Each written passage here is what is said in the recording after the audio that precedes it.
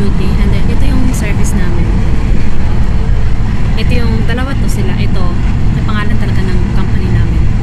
Tapos, yung isa naman, ano lang siya, para siyang, so, ang location ng client ko ay sa layo dyan, Al-In Road na. Share ko lang, ang una ko talagang first impression sa kanya ay maselan, utos. Sabi ko, one day lang to, pag hindi ko kaya to, hindi na ako babalik pagka next day. Pero nung unang araw ko, sabi ko, kaya naman, parang na-adjust ko naman. Pag pangalawang araw ko, sabi ko din, kaya ko naman. Tapos ngayon, pangatong araw ko na, parang nag-contract na ata sila hanggang July. Hanggang July na ako dito sa client na to. Hindi ko pa sure kung, hindi pa natin alam yung takbo, kung dyan talaga ako until July or hindi pa. Basta for now, dyan muna ako. Bali, dalawa yung bata ang inalagaan ko, pero hindi dapat talaga siya dalawang bata. Pero, kinonsider ko na lang kasi ang uwi kasi ng bata na panganay na 3 years old, hapon na. So, hapon ko na pamantayin. And then yung bunso naman na 6 months, ayaw naman nila pinapakarga. So, nakahiga lang lagi buong oras yung 6 months. So, hindi ako nagbubuhat talaga as in. And, pagdating ng 3 years old, yun naman yung aalagaan ko. Then, ang duty ko ngayon ay 9 hours kasi nag-overtime ako ng 1 hour. And then, the past few days naman, ang duty ko ay 8 hours. Meron din akong naging client na Indian. May baby siya na 11 months. And, yeah, ilang days din ako nagstay doon, more than mga 9 days. 9 days ako doon. Or 13 days, hindi ko alam. Basta, naging client ko din yung Indian. And, ito naman, ay, hindi ko alam anong lahi nila. Pero so far, na-handle ko naman yung baby. May tantrums lang yung panganay, pero di mapimishkila.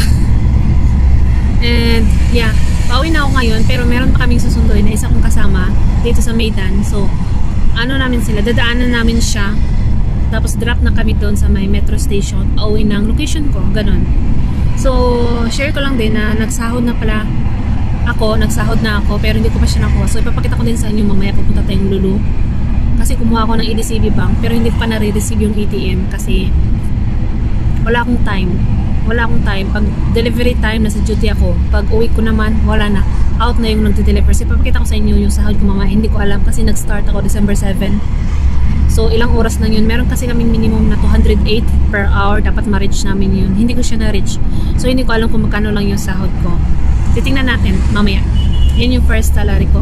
Pero sahod ko monthly, hindi naman siya ganun kataas. Normal lang siya as for me na beginner.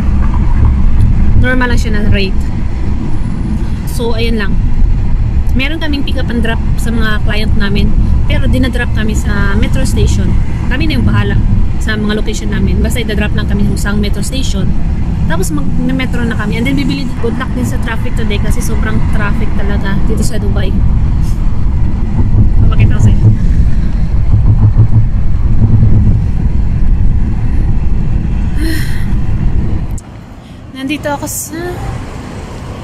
Nandito ako sa Al Barsha, sa likod ng MOA kasi pupunta akong Lulu para titingnan kung pumasok na ba yung sahod ko. Kasi dito kahapon wala, hindi pumasok. So today titingnan natin.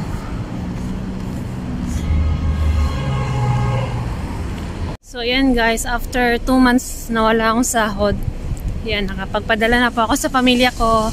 Nakasahod na po ako and konti lang yung sahod ko kasi hindi pa naman siya buo. Hindi pa siya buo na isang buwan. Pero ayan, I'm so happy na nakapagpadala na ako sa Pinas. Finally, medyo gumaano yung pakiramdam ko.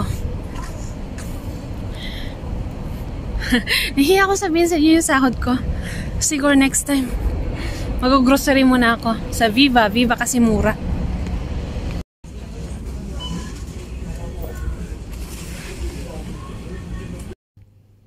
Kakauwi ko lang guys. Nag-grocery, kumuha ng sahod, nagpadala ng pera, and nag-recharge ng ating NOL card. So meron na tayong pang NOL card. Ito yung mga nabili ko. Bumili ako ng saging. Kasi ito, pantawid gutom. Minsan wala tayong baon. Kailangan natin magdala ng something sa bag natin. Kasi abutan tayo ng gutom anytime. And then, meron din tayong orange dito. Ito. Tinapay. Ayan, toasted.